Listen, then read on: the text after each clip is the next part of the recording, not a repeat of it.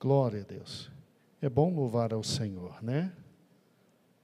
Deus realmente habita no meio dos louvores do seu povo. Meus irmãos, vamos abrir em 1 Samuel, livro de 1 Samuel, exatamente no capítulo de número 25. 1 Samuel, capítulo 25. Louvado seja o nome de nosso Senhor e Salvador Jesus Cristo. Amém. Um único versículo será hoje objeto da nossa reflexão e do nosso estudo. Exatamente em 1 Samuel, capítulo 25, no versículo 1, diz assim: Samuel morreu, e todo Israel se reuniu e pranteou, e o sepultaram onde tinha vivido em Ramá. Amém? Esse será o nosso objeto de entendimento esta noite. Os irmãos sabem perfeitamente que nós estamos, durante um bom tempo, na leitura bíblica diária e de forma muito calma, nós, aqui da sede, começamos um livro de 1 Samuel, e ao entregarmos à pastora Socorro e toda a equipe da igreja dela, nós pedimos que eles fossem também devagar, não há pressa.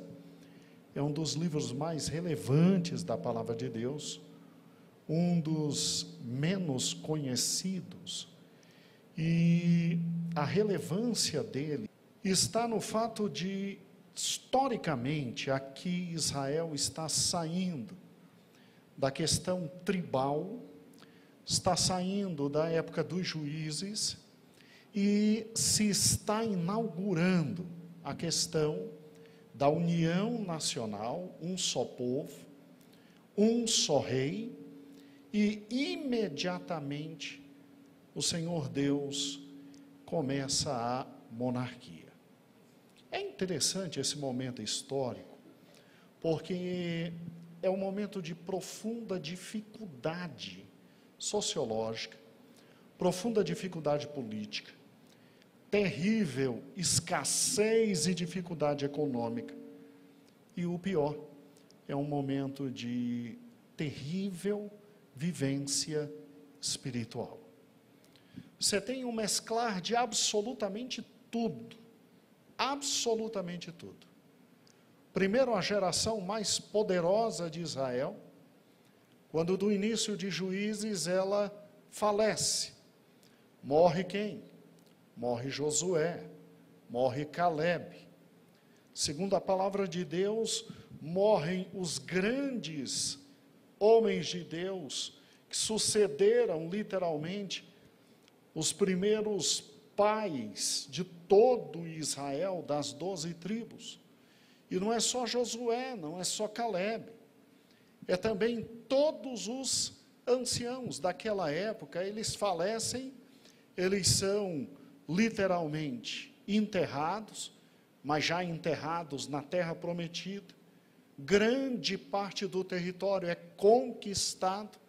Agora falta pouco para que o território inteiro se renda aos israelitas, mas a Bíblia diz que se levanta uma geração que não conhece a Deus, não conhece suas obras.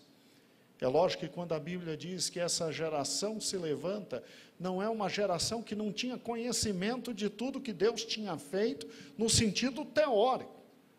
Havia amplo conhecimento, tanto é que quando a coisa apertava, eles gritavam, eles choravam, eles grunhiam, eles se arrependiam, eles pediam misericórdia, e Deus levantava no meio deles um juiz, e juiz após juiz, o Senhor tinha misericórdia do seu povo, e o povo ia conseguindo viver espiritualmente na famosa gangorra espiritual. Uma hora lá em cima, o juiz morria, o povo voltava a fazer o que era desagradável diante de Deus, que é ir atrás de ídolos, principalmente Baal e Azerá, e aí o Senhor os colocava em escravidão, e aí depois da escravidão, clamavam de novo, porque tinham conhecimento. Na hora do aperto, sabiam a quem recorrer. E Deus, como tem um coração misericordioso, amoroso, Deus é eterno, e em benignidade, Ele levantava um outro homem, e em razão daquele homem o povo tinha libertação, e enquanto aquele homem ou mulher estavam vivos, o Senhor Deus tinha literalmente um povo sem escravidão. Ao morrer, o povo voltava à escravidão. E aí eu paro e penso, a gangorra espiritual, ela subsiste, literalmente, até Samuel nascer. Porque um texto como esse aqui, em 1 Samuel, capítulo 25, versículo 1, e Samuel morreu, e todo Israel se reuniu e pranteou, e o sepultaram, onde ele tinha vivido a vida inteira, que foi em Ramá. Um texto como esse é significativo, por quê?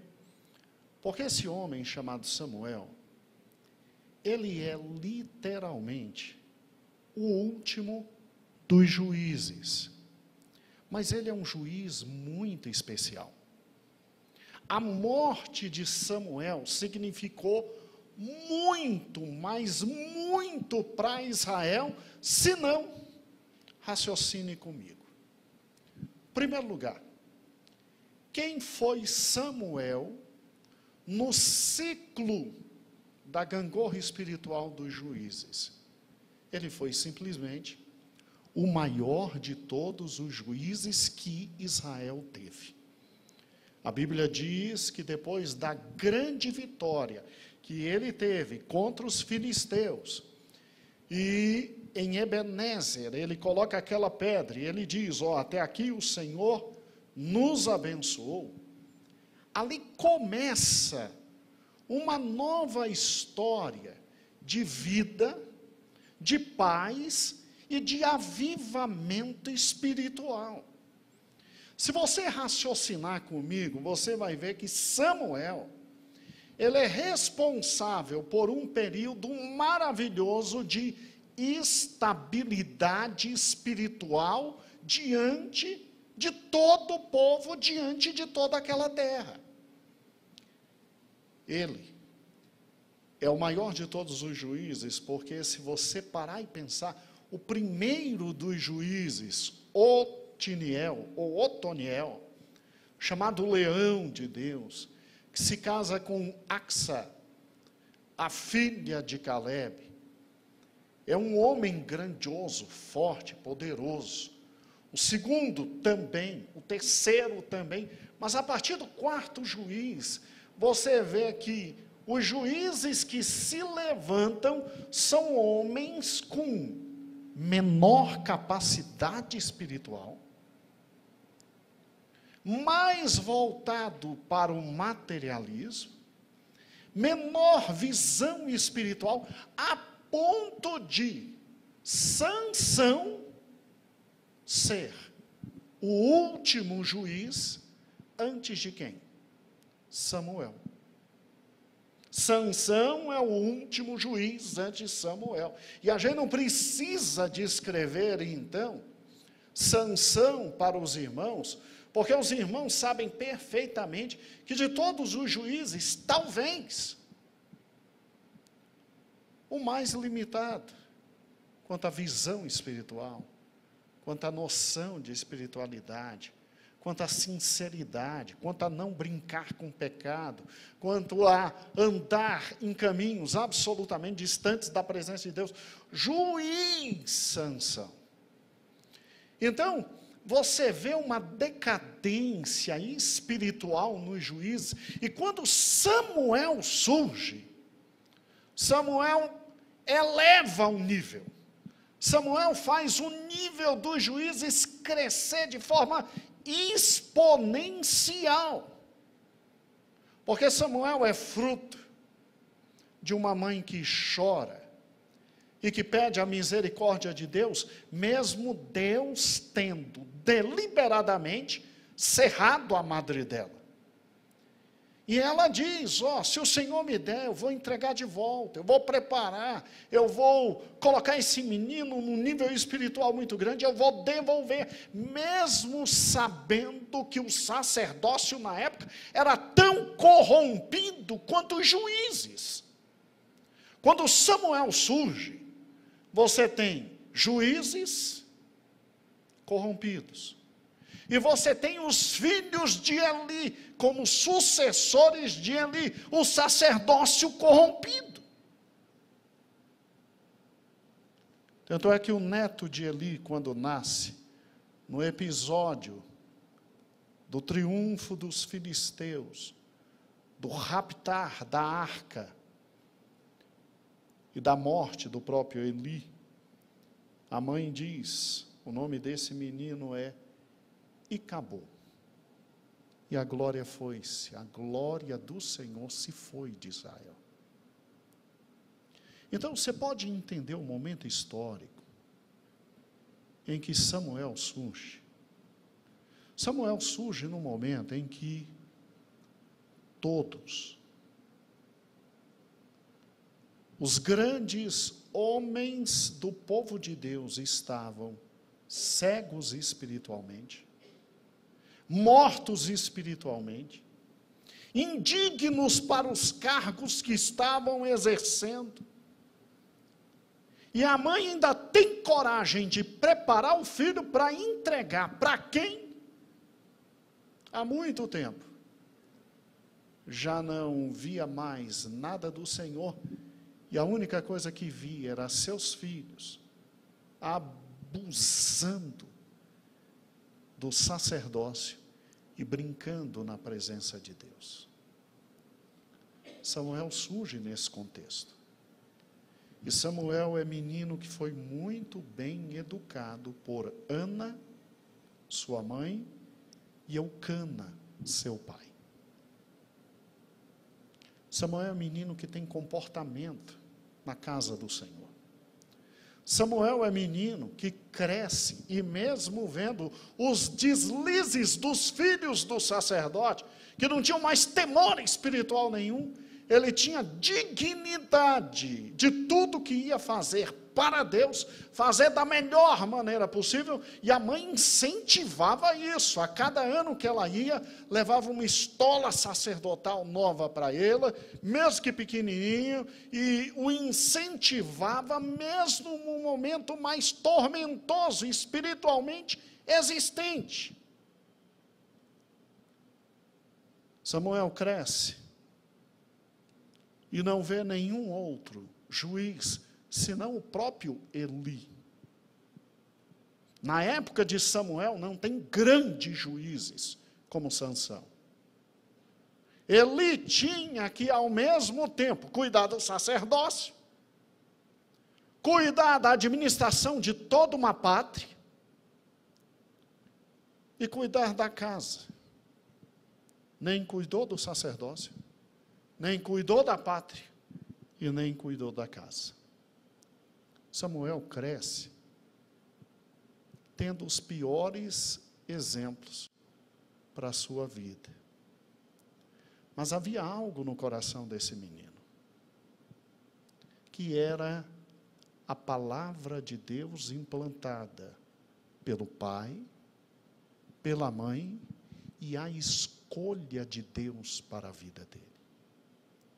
Ele então cresce, um dia o Senhor fala com ele não entende, ele pensa que é Eli. Eli sabiamente identifica a voz do Senhor na vida dele, e a partir daquele momento, ele começa a ouvir a voz do Senhor. Daquele dia em que ele diz, fala que o teu servo ouve, nunca mais Samuel deixou de ouvir a voz do Senhor. Você sabia que o Senhor, Ele se apresenta, Ele se revela, Ele fala audivelmente a quem caminha em santidade? Você sabia que uma vida dedicada à santidade é literalmente a porta que se abre para a completa intimidade com o Senhor Deus? Samuel teve esposa, Samuel teve filhos, Samuel foi um homem normal como todos os outros em Israel. Mas Samuel era um homem que tinha intimidade com Deus. E, amados irmãos, esse homem chega no momento mais difícil da vida dele. Filisteus, que não eram quaisquer inimigos, filisteus não eram originários de Canaã. Filisteus eram povos da além do mar, que vieram da Grécia insular, de Creta, e que vieram se expandindo e se fixaram ali em Canaã. Então era um povo de cultura e capacidade militar maior, inclusive, do que os povos que viviam em Canaã. Samuel tem que enfrentar agora, como juiz, como aquele que todo mundo vê, como aquele que todo mundo olha e enxerga e diz: e agora, o que a gente faz? A gente confia em você. Eli está morto, a gente confia em você para o sacerdócio. Eli está morto, a gente confia em você para ser o juiz da terra. O que a gente faz?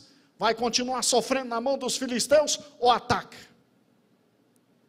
Samuel tinha um exército desprovido de armamento. Samuel tinha um exército desprovido de combate. Samuel tinha um exército humilhado, porque as 3 últimas batalhas com os filisteus, eles foram humilhados. E Samuel não tinha do lado dele o maior símbolo do povo de Deus. A arca da o quê? Da aliança. Ele ouve a voz do Senhor e ele diz: nós vamos e vamos vencer. E ele vence a batalha mais difícil da vida dele contra os filisteus. Essa batalha foi tão significativa, a derrota foi tão marcante, que simplesmente os filisteus voltam a atacar de forma estratégica, grande, poderosa, na época de Saul. Porque todos tinham medo de Samuel. Samuel era alguém que tinha tanto a presença de Deus, que eu não sei se você se lembra, quando ele foi ungir Davi, todos os anciãos da cidade vieram a ele e disseram: algum problema? Deus vai destruir a gente? Deus está chateado com a gente? Deus quer arrebentar a gente? O que foi que houve? Ele disse: não, eu vim só sacrificar para benefício de vocês. Aí o coração de todo mundo, tamanho pavor que se tinha dele. Porque quando Samuel falava, Deus fazia questão de cumprir as palavras de Samuel. Quando Samuel se calava, aí que o desespero era maior ainda.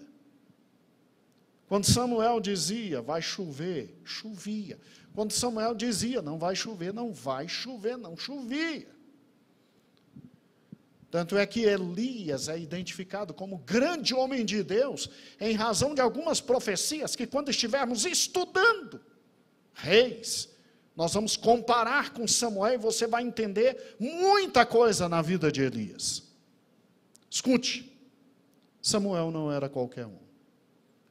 E enquanto Samuel estava na presença do povo, com toda a energia física, o povo gozava de paz, prosperidade e segurança.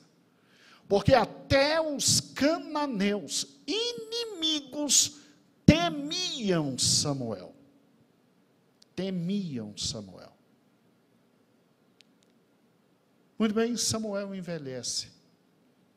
Não se fala muito sobre tudo que Samuel fez com Israel, mas não precisa. O tempo de paz e prosperidade com Samuel foi tão grande que não havia necessidade de relatos. E Deus concede uma vida próspera a Samuel. Samuel envelhece. Samuel tinha tanto vigor que ele andava o país inteiro, ano após ano, julgando as causas.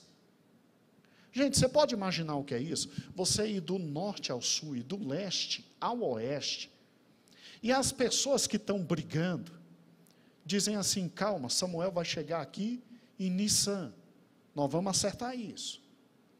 Samuel vai passar aqui em Abide, nós vamos acertar isso. Tá, Samuel vem aqui na 7ª lua cheia, nós vamos acertar isso. Quer dizer, as cidades não tinham juízes? Tinham. Samuel não era louco de trazer tudo para as suas costas, mas as lides, as encrencas, os processos mais difíceis, ele é que julgava. Samuel envelhece e Samuel diz, está difícil pegar meu jumentinho. E ninguém critique quem usava jumento na época de Samuel. Jumento era sinônimo de carro zero. Era rico quem tinha muitos jumentos. É o mesmo que ter vários carros hoje. Samuel não tinha mais como pegar seu jumentinho e ir de norte a sul, leste a oeste. Aí o que ele faz? Ele coloca seus filhos em pontos estratégicos e ele fica julgando causas ali de perto. Irmãos, o povo não aguentou um ano. Se levantaram, foram atrás dele e disseram, Samuel, você é você, mas seus filhos não estão à tua altura. Seus filhos não conhecem o Senhor como você conhece. Seus filhos não têm o discernimento espiritual que você tem. E o pior, se seus filhos pelo menos fizessem o básico, vá lá, mas seus filhos ainda aceitam suborno, Samuel. Nós queremos um rei, porque você está ficando velho, e não tem ninguém aqui que consiga ser juiz como você é. Gente, interessante que o pedido de um rei, muitos interpretam como uma agressão a Samuel. Samuel interpretou como uma agressão a ele, a administração dele. O que está havendo? Só porque eu estou velho, agora querem me jogar no lixo? Deus chegou e disse, Samuel, tu não está entendendo nada de política. Não estão, Samuel, dizendo tchau a ti. Estão dizendo tchau a mim. Porque esse povo não entende que opções políticas também são opções espirituais. Não há um único ato da nossa vida que a gente tome sem decidir entre o Senhor e o mundo. Ou você pensa que há neutralidade? Irmãos, a roupa que você veste, o cabelo, suas unhas, sua casa, minha casa, nossa vida, todas as nossas escolhas sempre são entre o Senhor e o mundo. Samuel, pode ficar tranquilo, não estão aborrecendo você, estão aborrecendo a mim, que queria que o povo vivesse com juízes. Samuel tinha que se sentir homenageado, porque preste atenção, se ninguém serve para ser juiz, se tem que ter a figura centralizadora, poderosa, dinâmica, hermética, forte, sedimentada de um rei.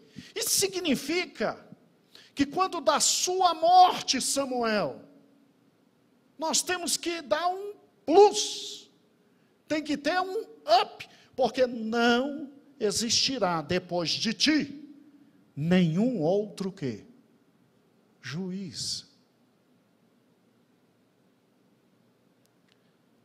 Olha o que o povo estava dizendo.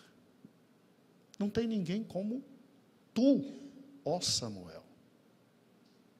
E ele entendendo tudo errado. Ele entendendo que queriam dar rasteira nele, passar a perna. Que porque ele estava velho, ninguém aguenta velho.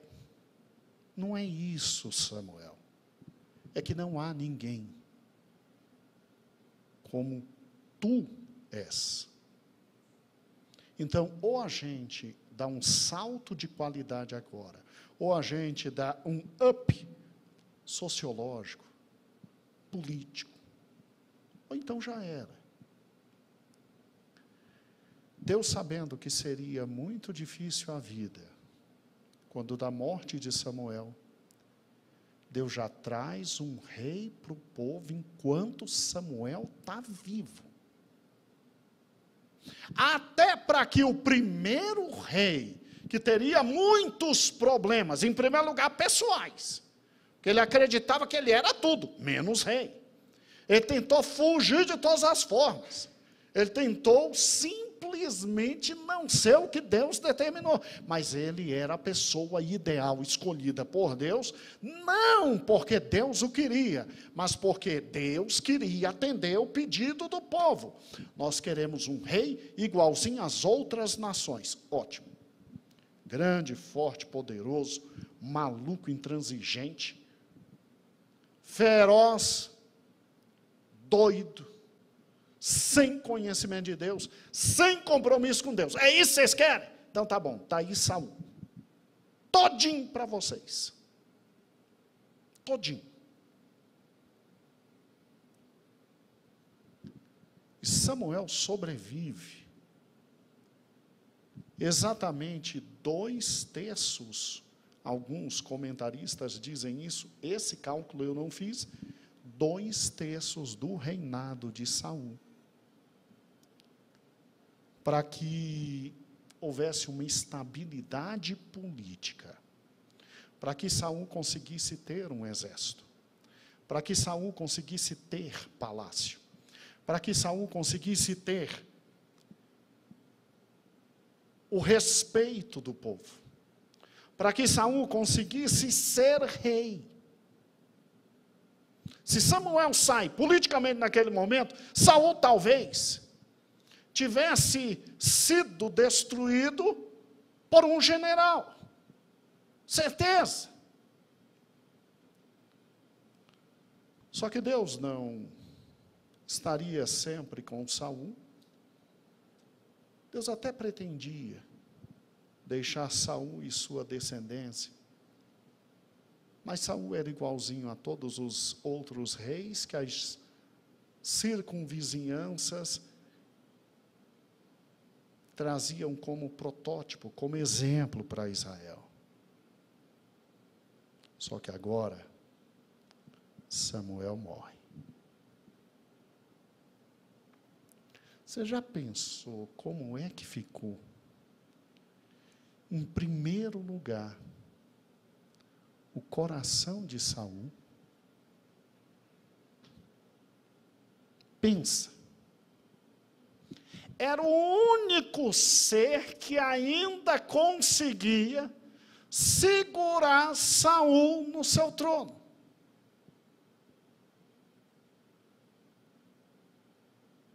Era o ser que a população olhava e confiava.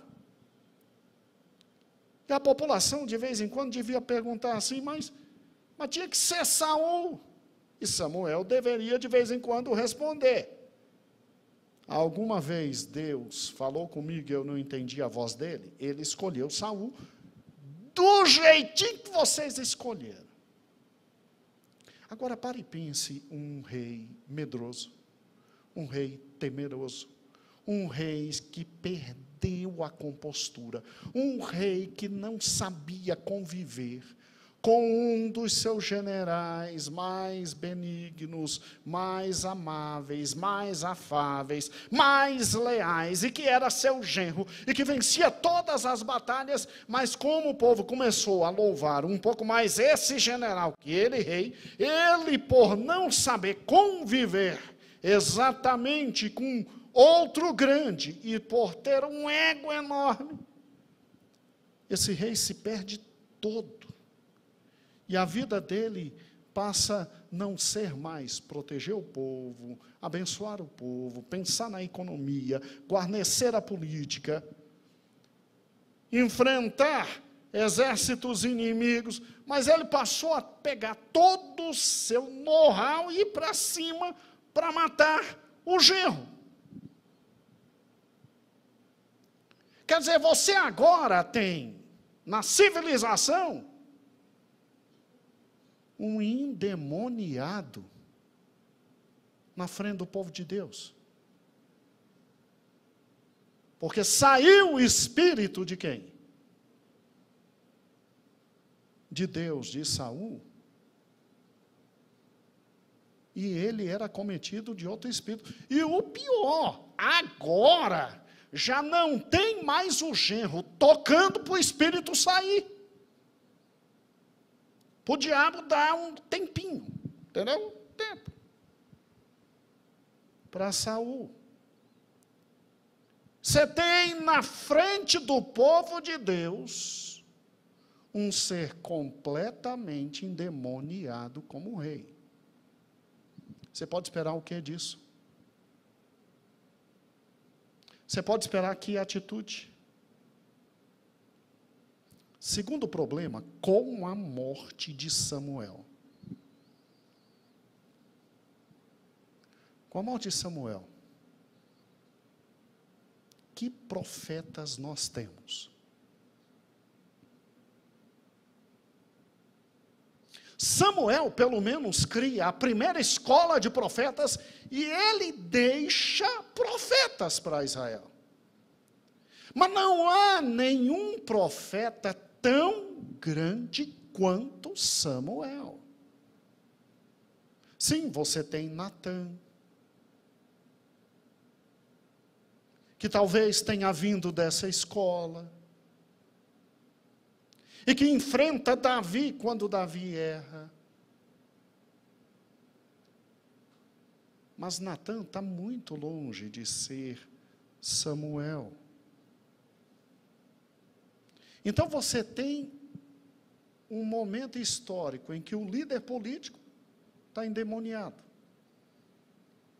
em que os líderes religiosos não têm a dimensão de um Samuel, a moral de um Samuel.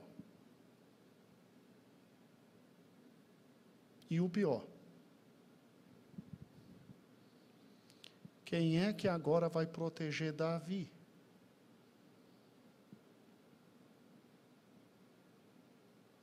Mais pior ainda, como é que Davi sobe para o trono com legitimidade? Quem unge Davi é quem? Samuel. No maior momento de desespero da vida de Davi, Davi vai correndo atrás de quem? Samuel. Quem está morto?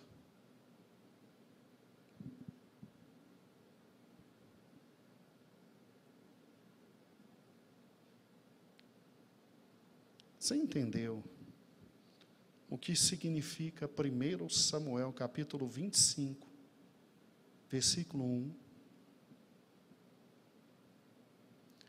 Significa um dos momentos mais difíceis de Israel, porque não tem mais uma voz gritando: tragam todos os exércitos e vamos vencer os filisteus.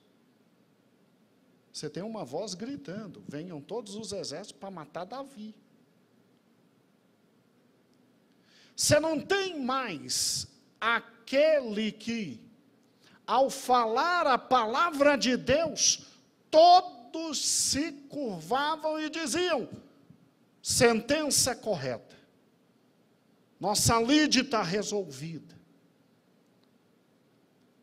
Porque de quem esperavam que viesse a mesma possibilidade, o mesmo conhecimento, a mesma noção do direito, que eram dos filhos, de lá não veio nada.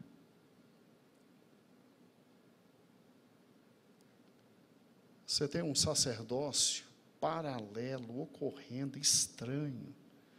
Porque Samuel morre. E Samuel sacrificava na sua terra. Agora quem vai sacrificar?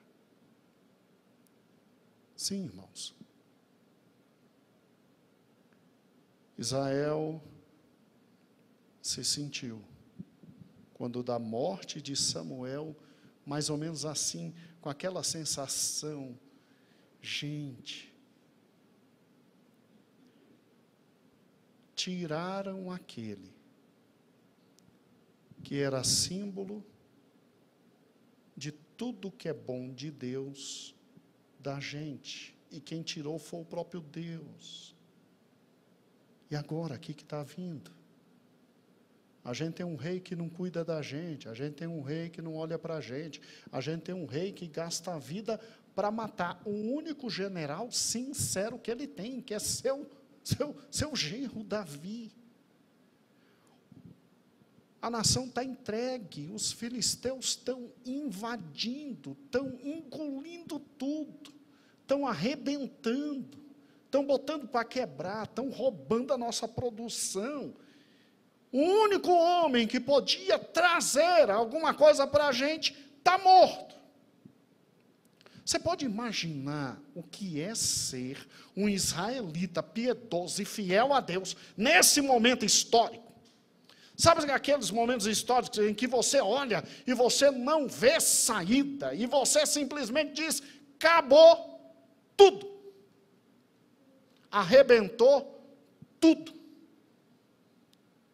Porque o que ficou e o que está vindo é destruição. É destruição. Irmãos, Samuel sai de cena o grande Samuel.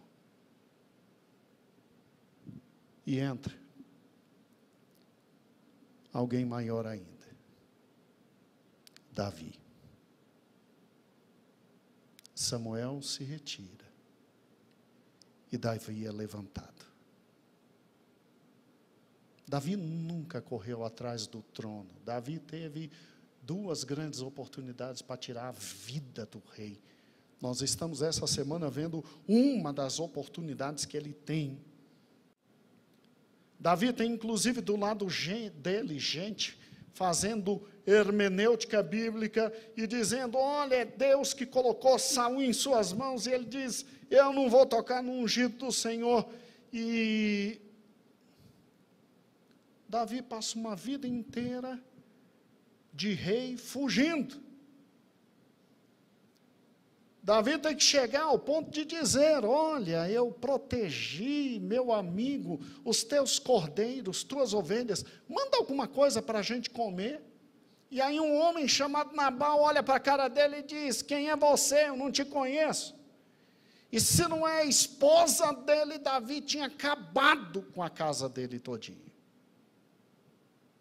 Olha a humilhação que Davi tinha que passar.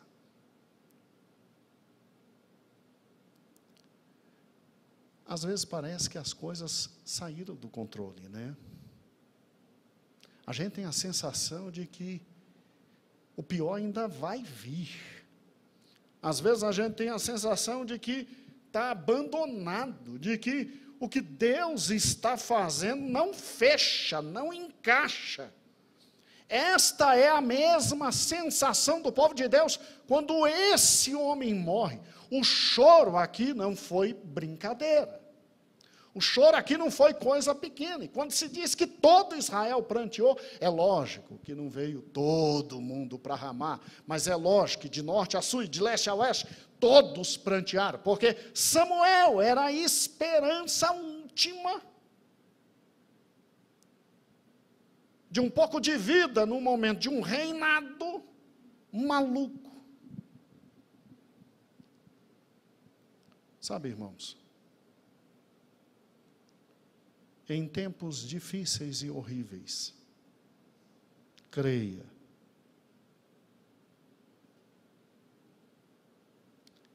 é porque Davis estão chegando. O Senhor está preparando. O Senhor está forjando. O Senhor está com muita calma. Você pode ficar tranquilo. Deus é Deus e Ele nunca abandonou seu povo. Ele nunca vai abandonar. Você pode ficar tranquilo que, sim, o choro é capaz de durar uma noite inteira. Mas a bênção da alegria vem, se não for nessa manhã, se não for na outra, em alguma manhã ela chega. Sabe por quê? Porque Deus é Deus de pactos. Deus é Deus de promessas. Deus disse a Abraão: eu farei de ti uma grande multidão e uma grande nação, e quem te abençoar vai ser abençoado. Deus simplesmente tinha olhado para esse menino chamado Davi e tinha dito: achei alguém segundo o meu coração.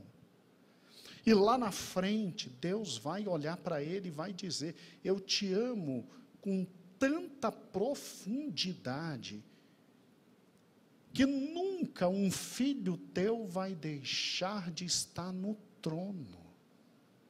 E eu darei ao teu filho o trono eterno. Daí Jesus e Davi.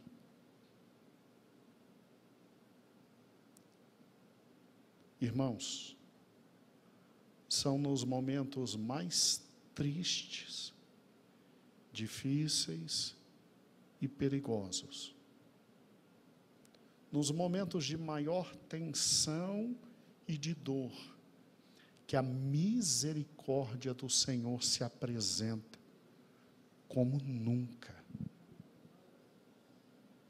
Você está achando que hoje os tempos são difíceis, que a maldade é enorme, e que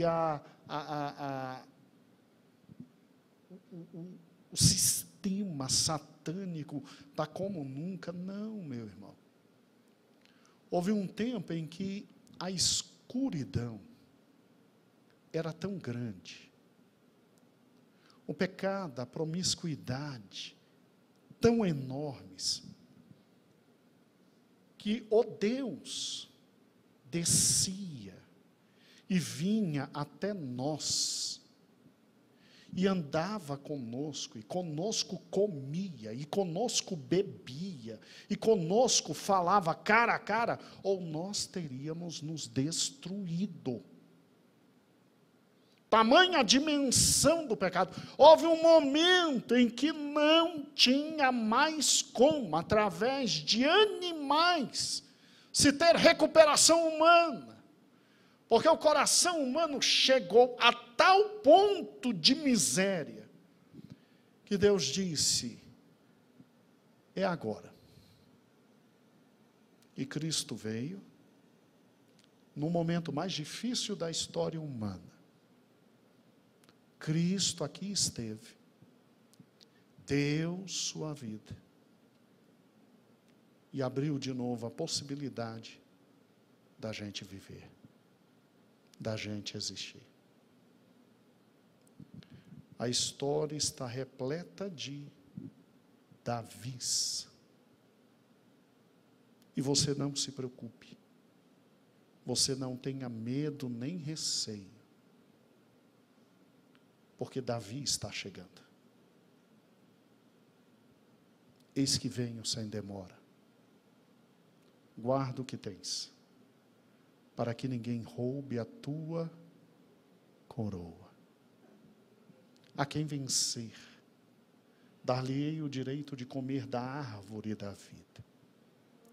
Aquele que vencer terá um novo nome, que somente eu e meu Pai sabemos. Quem tem ouvidos, ouça o que o Espírito diz às igrejas. Então, continue acompanhando todo o estudo bíblico. Nós estamos em 1 Samuel 25. Amanhã, nós continuaremos 1 Samuel 25, é um momento muito difícil. Davi está perto de acabar com uma família inteira, uma casa inteira, que não é só uma casinha, ali é o quê? Ali é muita gente. E olha que Nabal é descendente de Caleb. E incrível como as coisas caíram na casa de Caleb, né? Caleb, um homem que olha para Josué e diz: rapaz, está todo mundo desistindo. Será que é só nós dois que cremos em Deus? E encara o povo inteiro e diz: não, nós vamos ter vitória. Caleb é só um dos dois que sobreviveu uma geração inteira e entra na terra. E com 85 anos, enfrenta os anaquins. E toma aquilo que Deus deu. Descendente dele, riquíssimo.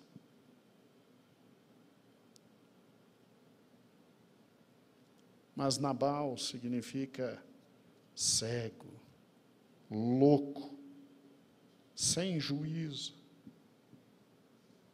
A que ponto chegou, né? Até os descendentes dos grandes homens. A que ponto chegou?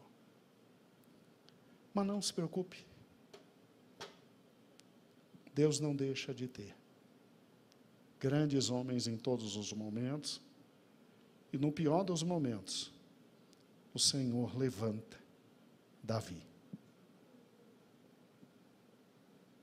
Não tema.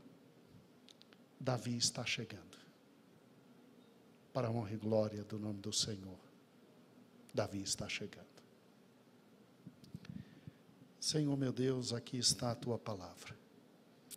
Estamos ansiosos, Senhor, por amanhã continuar a ouvir, Senhor, 1 Samuel. Ó Deus, dá-nos a alegria de pensar, refletir, entender, guardar no coração tudo aquilo, Senhor, que vem de Ti. Ó Deus, continua usando os amados irmãos ali, Senhor, do céu azul, para falar o nosso coração, falar a nossa vida, falar a nossa alma e crescermos espiritualmente. Eu te louvo, Senhor, porque Tu és Deus que nunca abandona os seus em momento nenhum. E nos momentos mais difíceis, Tu concedes o que há de melhor. Talvez esse tenha sido o momento mais difícil de Israel. Talvez. Mas é num momento como esse, em que a terra estava a um passo de ser perdida de novo, em que um louco dominava sobre todo o povo, um rei absolutamente tirano ali estava. E era um momento como esse, que Tu concedes o nome que em Israel é o maior até hoje, Davi. E que depois seu filho vem e aceita ser chamado bem Davi, filho de Davi. Senhor, quando nós olhamos para Ti, nós ficamos assustados. Que Deus é esse? Que nunca abandona seu povo. Que Deus é esse que nos momentos mais difíceis concede o que há de mais precioso.